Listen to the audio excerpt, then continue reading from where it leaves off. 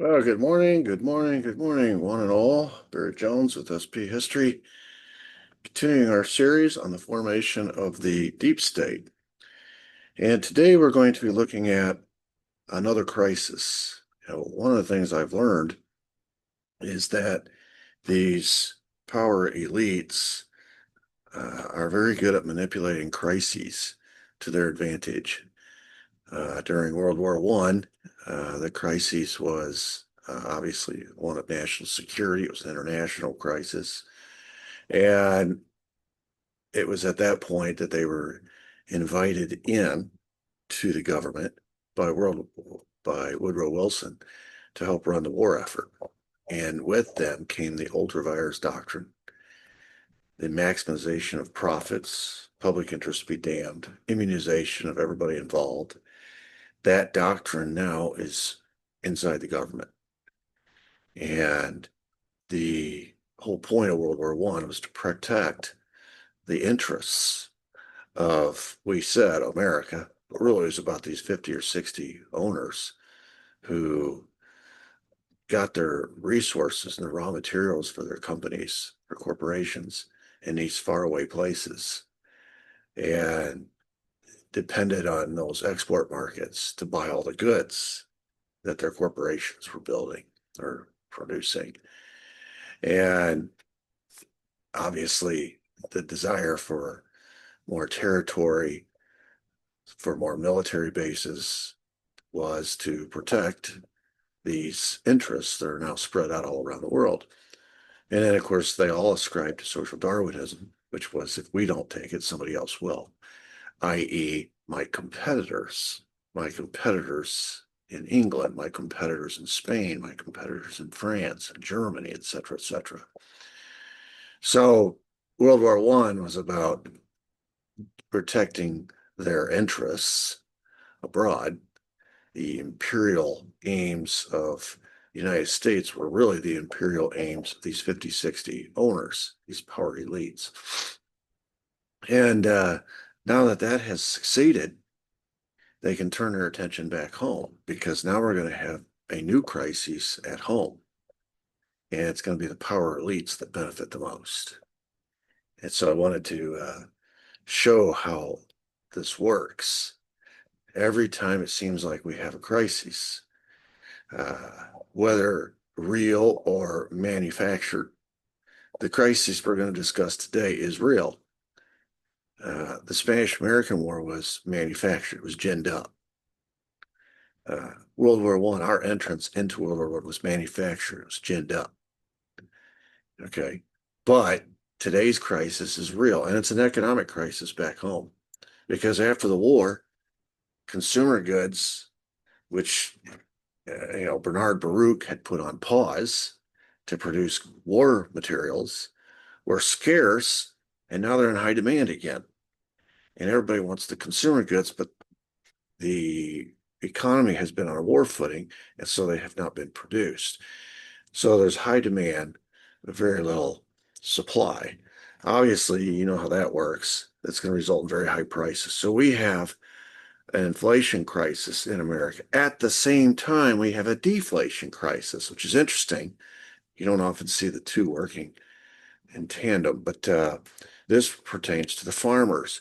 If you recall, when Herbert Hoover was recruited out of the private sector by Wilson, his job was to manage the food administration because all of a sudden there is a great demand for American agricultural products. We have to feed our own people, as always, but we also had to feed an army that we're transporting across the sea and our European allies who are starving.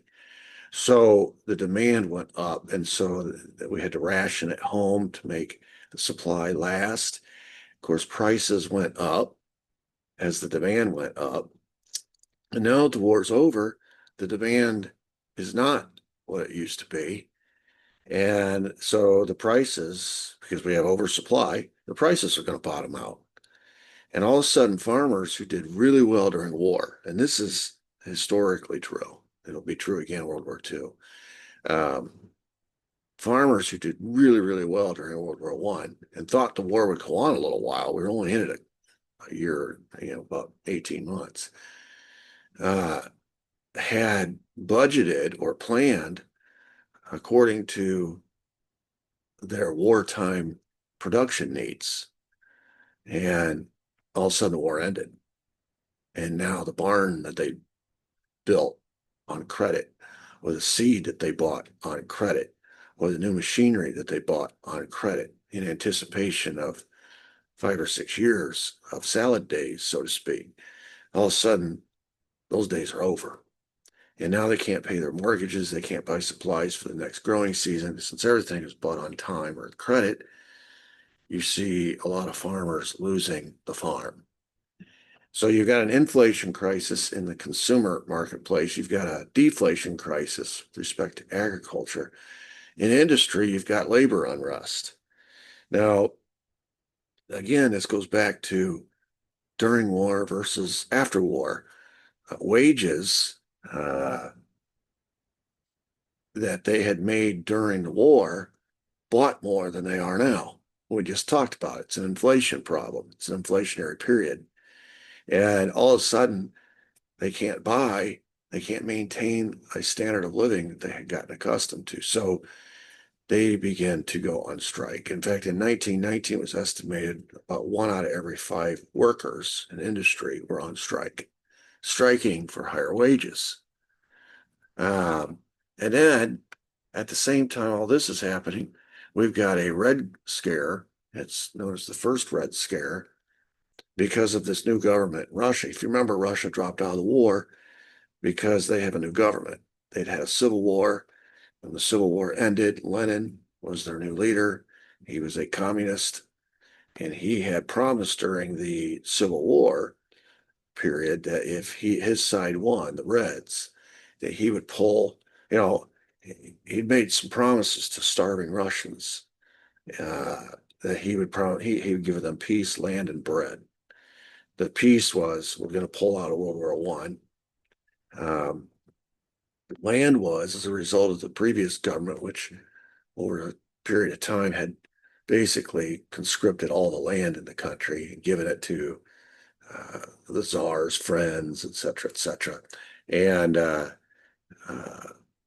farmers didn't have any land upon which they could grow any food, which means they didn't have any bread. So by giving them land, in essence, he'd be giving them bread. So peace, land, and bread were the 3 promises that Lenin made. Now, the West was aware of that, the Allies. I guess they just didn't believe him. But when he won the Civil War, the first thing he did was he pulled Russia out of the war. And we've already talked about that, how that endangered the Allies. If not for the Americans joining, the Allies probably would have lost. Anyway, this new government is a communist government, and as the West learned more about communism and its roots, they realized that this was never intended to be a static government. It was dynamic in the sense that it was intended to grow and eventually take over the world. You read Karl Marx and Engels, their book, The Communist Manifesto, it calls for violent revolution. And of course, the enemy of communism is capitalism, which is what the United States, that's their system, our system. So here in America, we viewed communism as a direct threat to capitalism. In other words, we viewed Russia as a direct threat to America. And the revolution that had occurred in Russia to produce a communist government, when you combine it with the labor unrest that is occurring in America at this time, which is what the Communist Manifesto calls for, the proletariat, the workers, a workers' revolution to overthrow the bonds of capitalism, to overthrow the bonds of the bourgeoisie, so to speak.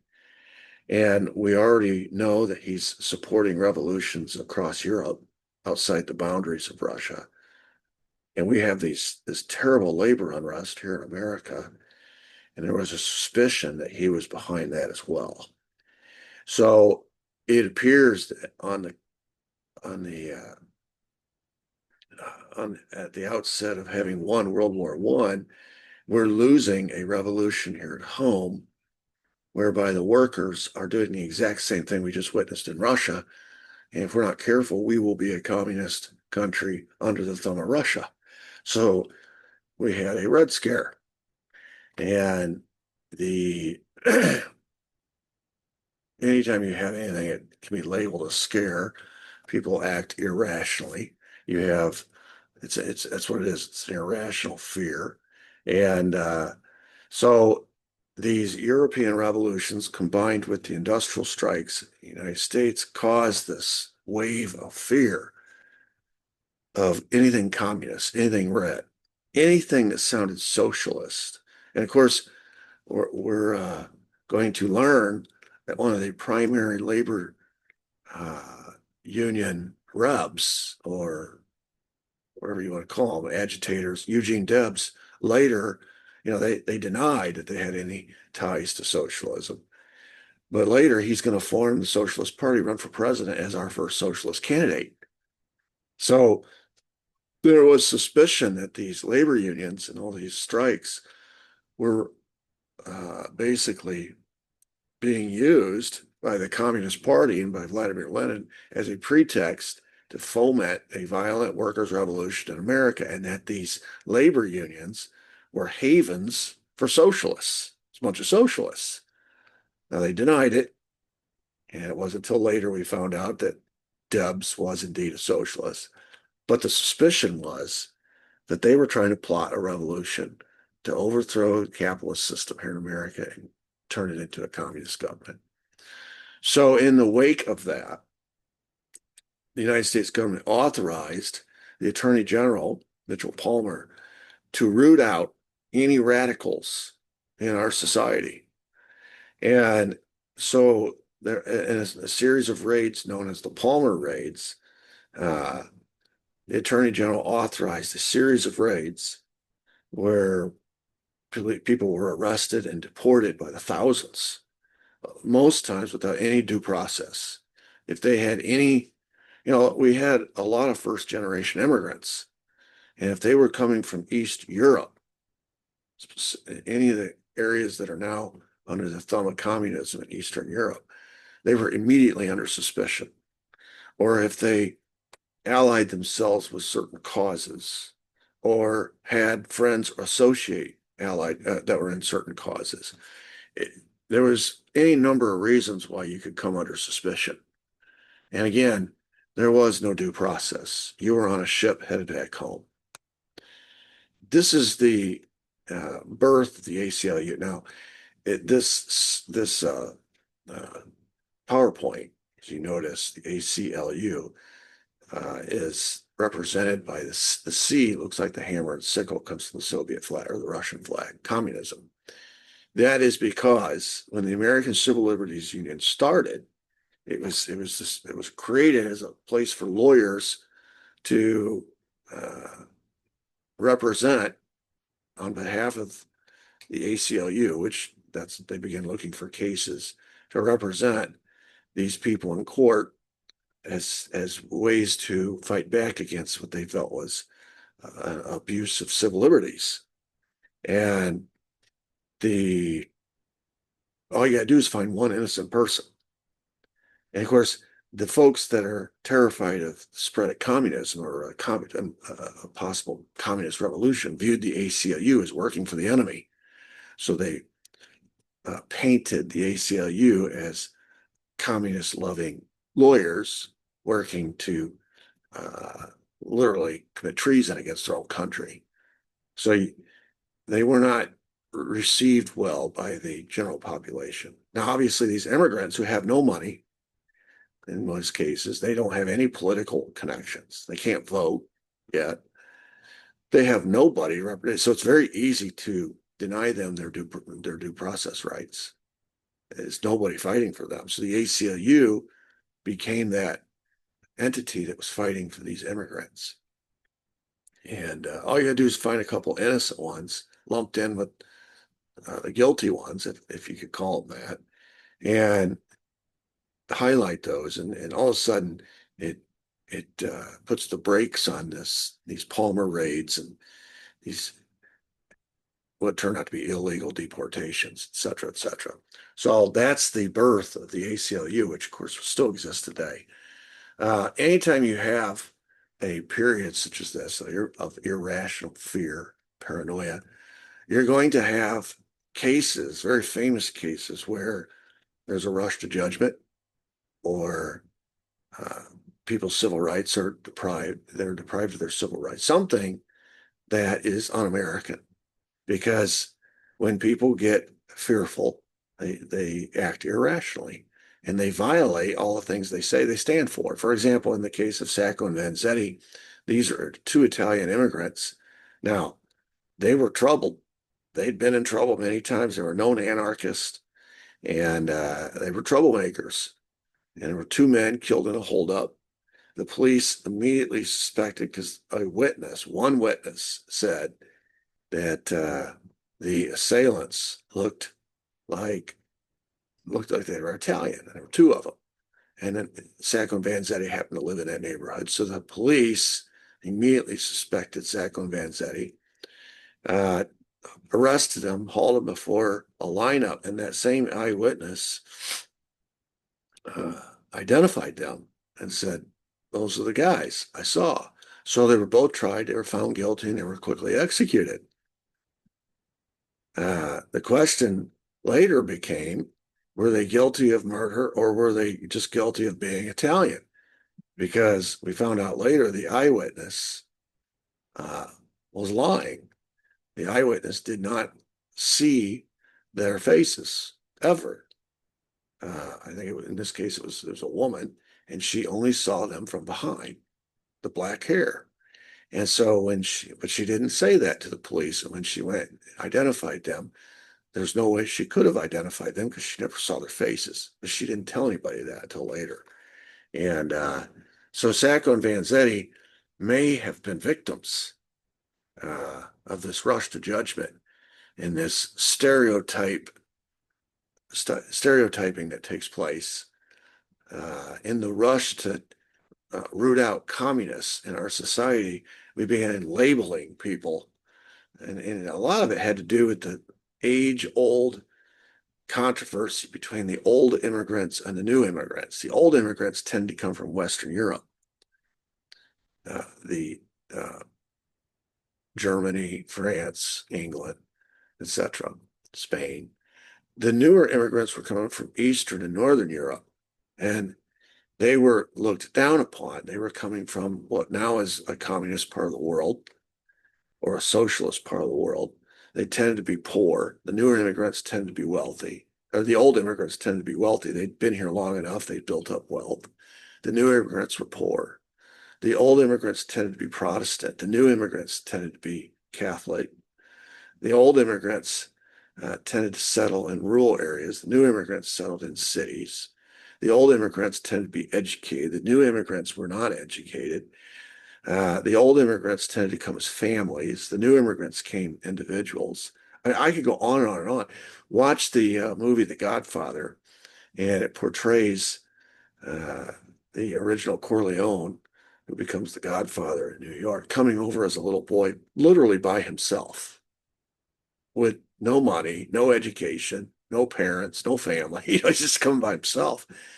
And there were a lot of reasons why the old immigrants, as they called the old comers, looked down on and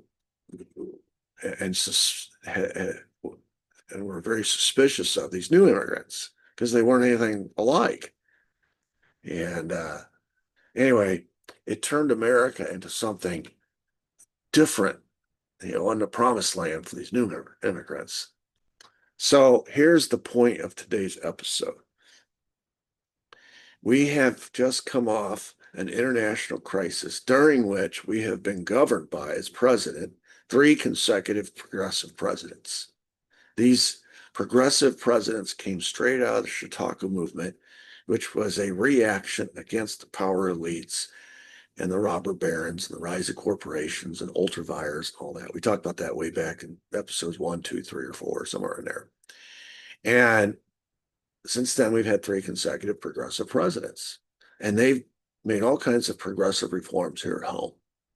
And during the time of World War I and the lead up to and all the crisis internationally and the imperial era, as long as they supported the power elite's goal of creating an empire, an international world empire, a world empire, uh, they were sort of tolerated in all their progressive reforms here at home. But now that World War I is over and the world empire has been created and maintained and saved as a result of the war, these power elites now turn their attention back home, and they put up in the uh, election of 1920 one of their own. This guy is coming straight out of the private sector. He is a big business guy, and he is essentially one of these power elites. He's one of them, and he is running uh, on a campaign of a return to normalcy. These, the American people, you can become war weary. Now, we weren't in the war long enough to be war weary necessarily, but you can become weary of all the change here at home. And that's what he ran on. Too much change too quickly. And so the nation, he tapped into something. The nation was tired of all these progressive reforms, tired of war.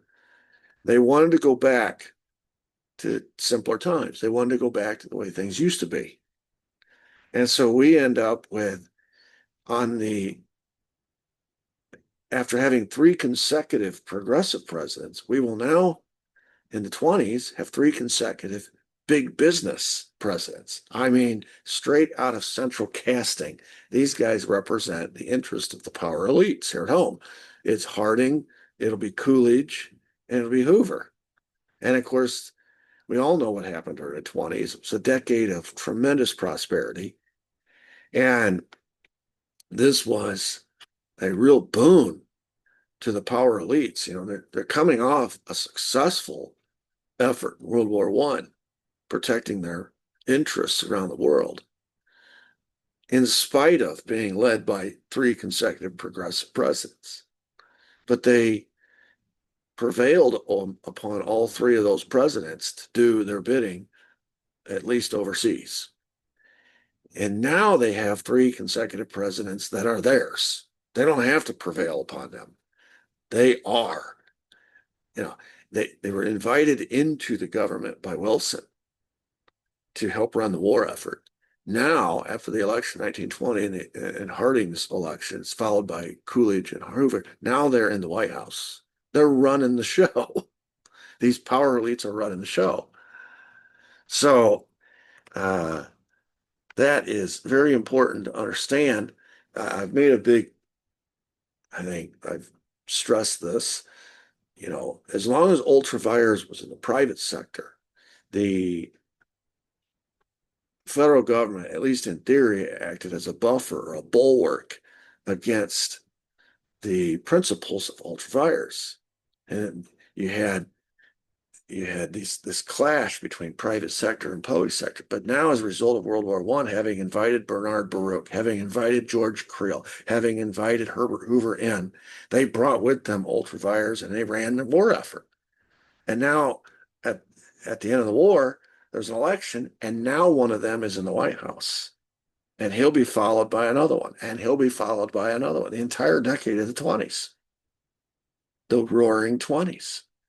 So here you see ultravires now is fully immersed in the public sector, or soon to be, because of who helped run the war effort successfully, and now who is now president, which means he gets to staff all these agency positions, pick his cabinet, etc. He's going to pick people who agree with him. He's going to pick people he knows. And the government's going to be full of these guys. So the 50, 60 guys that have been running these corporations from the private sector, and by extension, the entire U.S. economy, because the corporations create all the wealth, and by extension, because they make all the campaign contributions, run in Washington because it's their politicians they're paying for. Now, don't have to run it from the cheap seats or from the outside. Now they're on the inside running everything. They're in charge, large and in charge. So I'm going to go over this here in a bit. The rise of these corporate elites, these robber barons, some people call them captains of industry. Uh, I call them deep staters or power elites. The rise that started at the end of the Civil War, right at the conclusion of World War One, they have gone from the outside looking in to running the show. They're running the show now.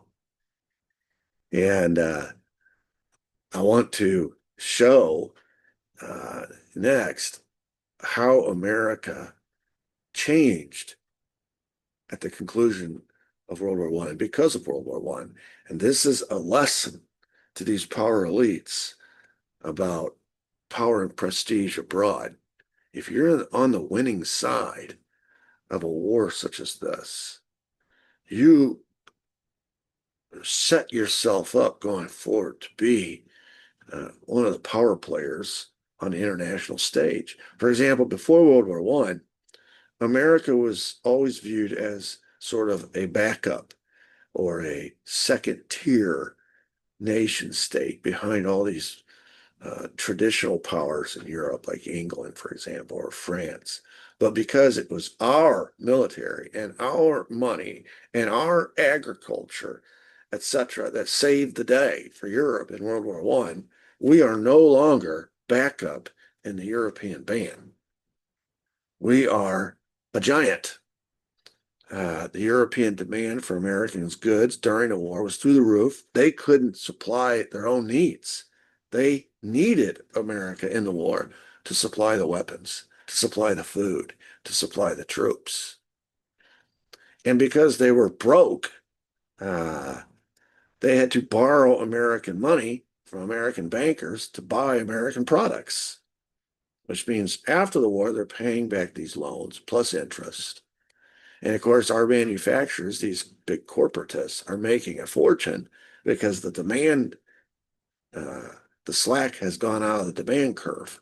They've got all these overseas, we've worked hard to create these spheres of influence in the Far East, Latin America, and South America. But now, because of World War One, we have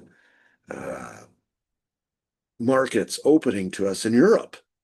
These European allies desperately need our food. They desperately need our products being manufactured in these factories, etc. So this is good for American business, right? In other words, when the war ended, we became what's known as a creditor nation. Now, we haven't been a creditor nation in a long time, but after World War One, we were. Other countries owed us more money than we owed them. And the economic center of the world had forever been London. But because it shifted after World War One to New York City, because that's where the money that was running the economic engine of the world was coming from. We're going to get into later the Dawes Plan, which was this I don't know if you want to call it ingenious or diabolical or whatever plan to help Europe pay their war debts back to the United States. And it was invented by U.S. It was put together by U.S. bankers and politicians, whereby we would literally loan money to Europe, specifically England and France, so that they, let me retrace that. We would actually loan money to Germany so it could pay its high reparation debt back to Europe, to England and France. Germany was broke. They didn't have any money to pay back. Remember, after the Treaty of Versailles, they had to pay this $55 billion reparations bill. They didn't have the money. So they borrowed it from us at an interest rate. Then they turned around and sent that money on to England and France, whom they owed money to, reparations to. And then England and France would take that reparations money and send it back to the United States in payment for all these war debts. So the money would start in the United States, get cycled through Germany, and make its way to banks in England and France, and eventually come back where it started in the United States, all the while accumulating interest. The only country that was benefiting in that arrangement was us, the United States. We'd rigged the game. So the economic center of the world shifted from London to the United States. We'll talk more about that later, but this crazy plan. By the way, the guy who finally called out that plan said that it's ridiculous was Hitler. He said he called it out for what it was.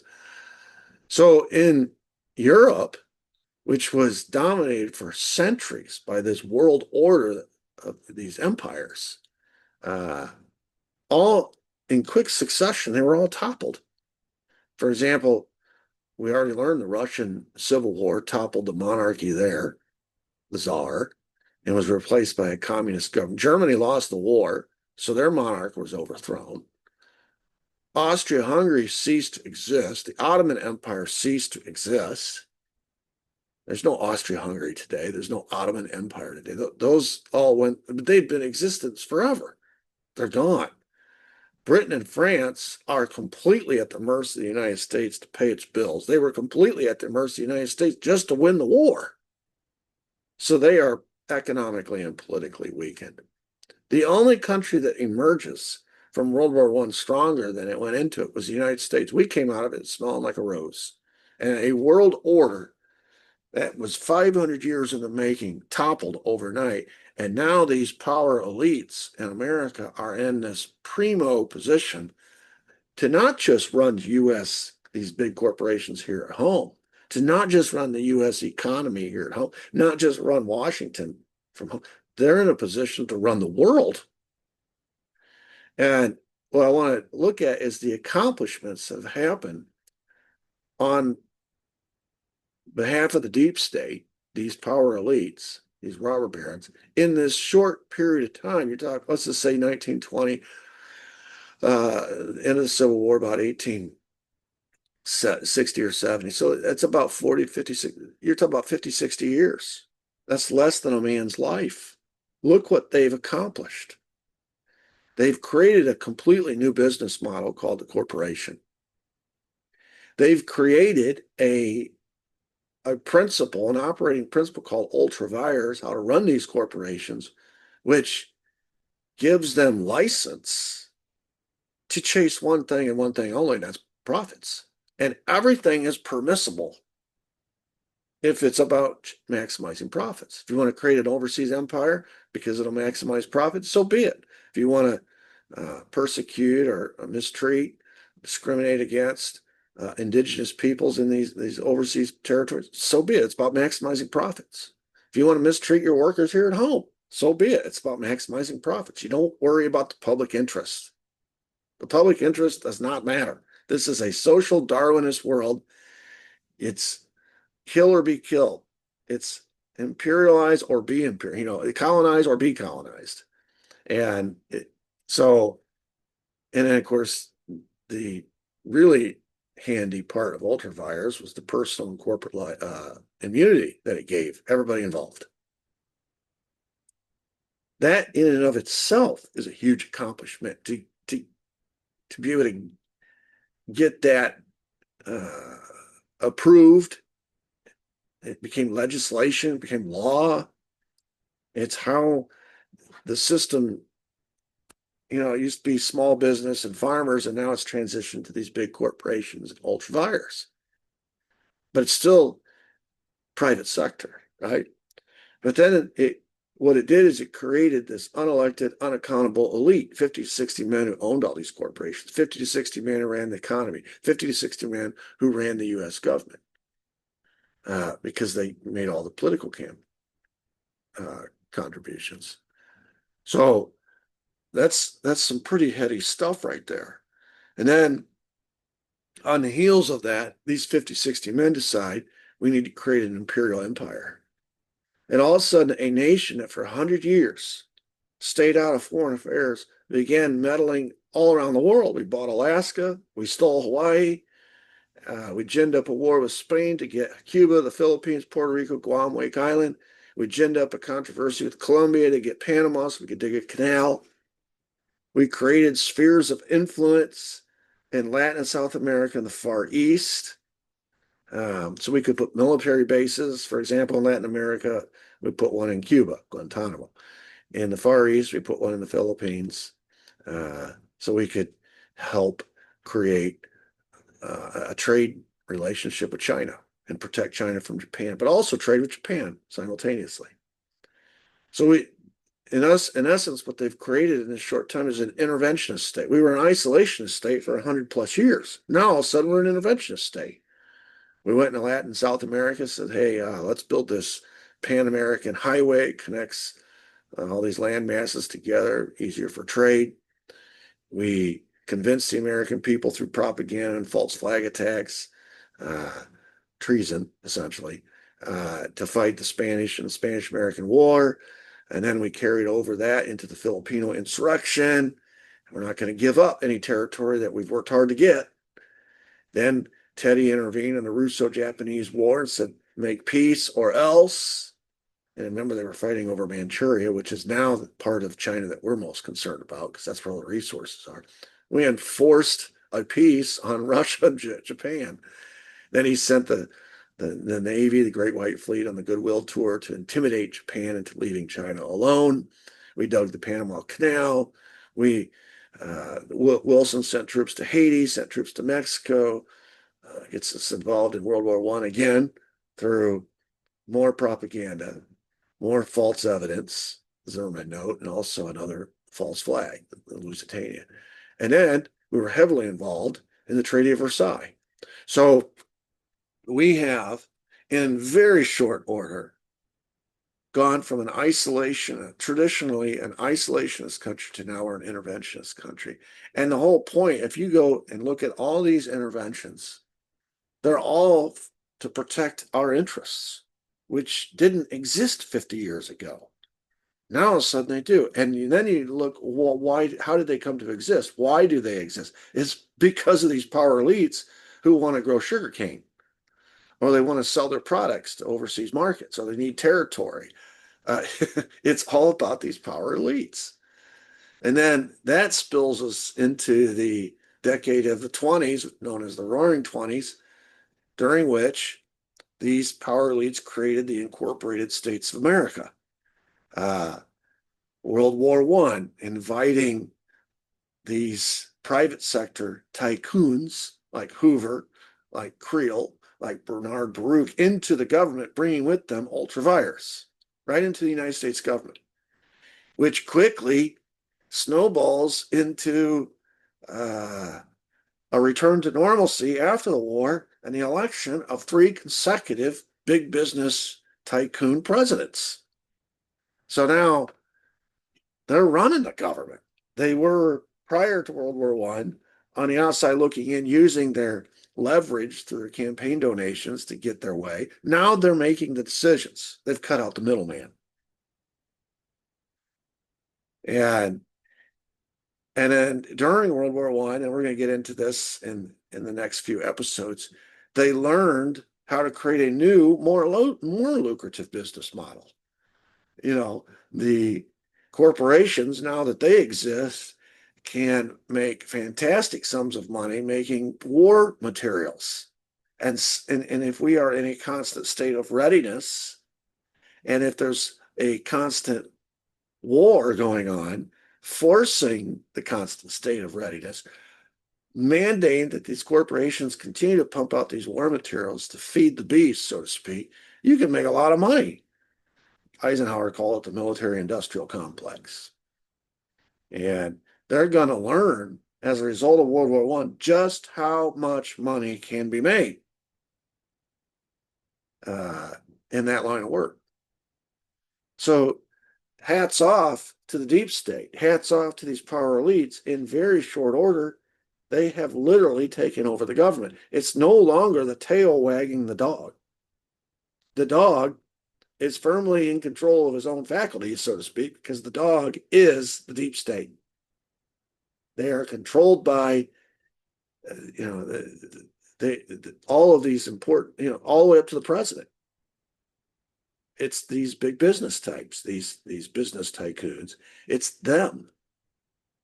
So from not existing after the Civil War to running the entire United States government and the economy and this military-industrial complex, which is just starting, to becoming a giant on the world stage the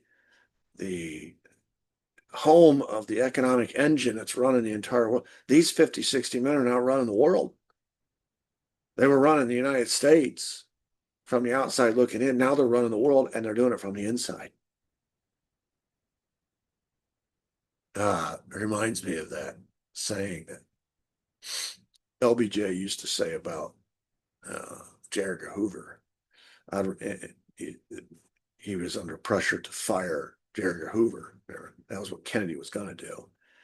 And instead, he appoints him for life. When he was asked why, he said, I'd rather have Hoover inside the tent pissing out than outside the tent pissing in. And that's what's happened with these power elites. They were outside the tent for a long time, and they didn't exist for a long time. And all of a sudden, after the Civil War, with the rise of corporations, ultraviolence, they were outside the tent pissing in. But now, after World War I, they're inside the tent pissing out. They're running everything. And so it's going to now go into a different, we're going to look next at the money that was made during World War I that taught these power elites, these deep staters, that they have a new business model that they should pursue that will dwarf the profits that they made in the past, making whatever consumer product they used to make, or agricultural product that they used to make. Military preparedness is the new big business. And where's Eisenhower? By the time we get to the late 50s, is going to be extremely alarmed by this. He give a whole speech warning American people about these power elites behind the scene running this complex that's running our country and creating wars, basically foreign policy, et cetera, all in an effort to make more money. But that's a few decades away. That's when it fully matures. And really, World War II is, we're just this is just fledgling right now. The idea is germinating in the head because of the World War I experience. By the time we get to World War II, and especially when World War II ends, it has taken over.